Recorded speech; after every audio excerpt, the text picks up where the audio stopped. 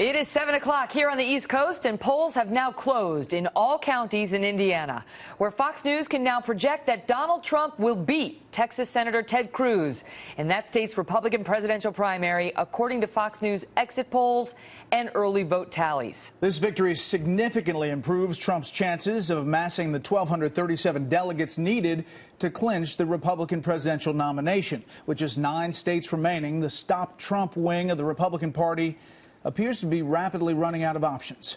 On the Democratic side, it is too early to project a winner between Hillary Clinton and Bernie Sanders. I want to bring back in Fox News senior political analyst Brit Hume. Brit, so there you have it. They said it was Ted Cruz Waterloo, and he has not succeeded in stopping Trump tonight. He hasn't, and it is a theoretical matter, still possible for someone other than Trump or for Trump to be denied the 1237. But I think as a political and practical matter, it is no longer possible, and this race is basically over. And Trump has won. And the most notable thing about this, it strikes me, Megan and Brett, is that as we've gotten in these last few weeks, his margins have been mounting.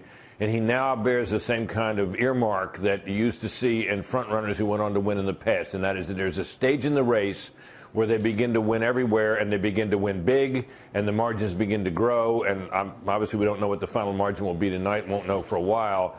But this was a state where Cruz in particular made a big stand against him. It was a state that had some political possibilities, or so it seemed, for Ted Cruz, and it didn't happen. So I think we can now look at this in just that way. Trump is head up and banners flying at the moment.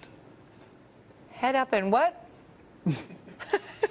Banners flying. Head up and banners flying. Megan Kelly, have you never heard that expression before? I thought you were saying something R-rated. I just wanted to make sure head up is where? We've been all over the map tonight, Britt. I mean, we might as well go down that road. I don't know.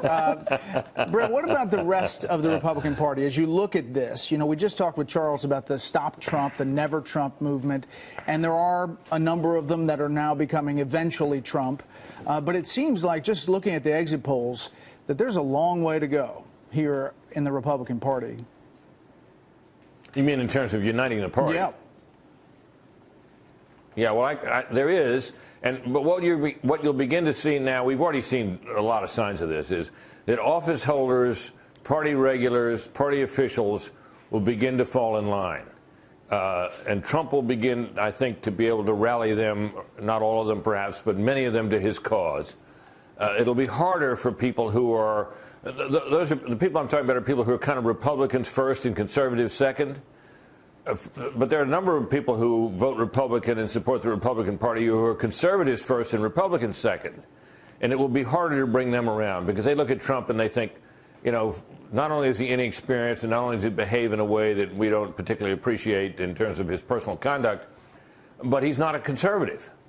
And bringing them around, it seems to me, is going to be difficult. And I think it's something that Trump would be wise to attempt to do, perhaps, because, you know, they would be, these people will vote, and if they stay home and think, well, you know, they probably won't vote Hillary. They'll have a hard time doing that. But they might go to the polls and vote for the down ballot races and just not vote for president. So he needs to begin to try to find a way to pull these people in.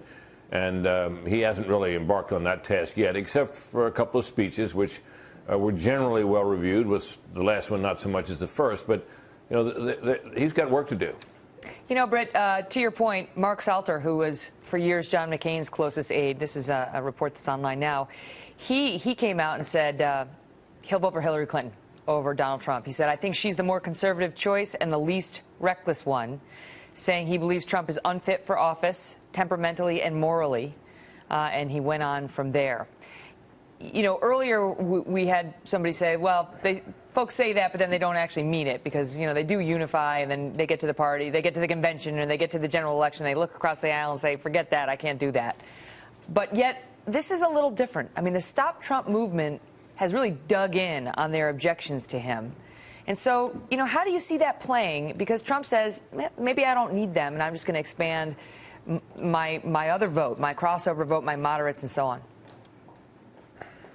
Well, that will depend on Trump, and I think that comment you just cited, where he said, you know, I could be more presidential, I could unite the party, but I don't really need to, may turn out to be exactly the comment that we need to keep an eye on, because he has, you know, in recent days shown no signs that he wants to calm things down and, you know, rally people around and soften his attacks on his opponents or do any of the things that you normally see a candidate on the verge of winning do.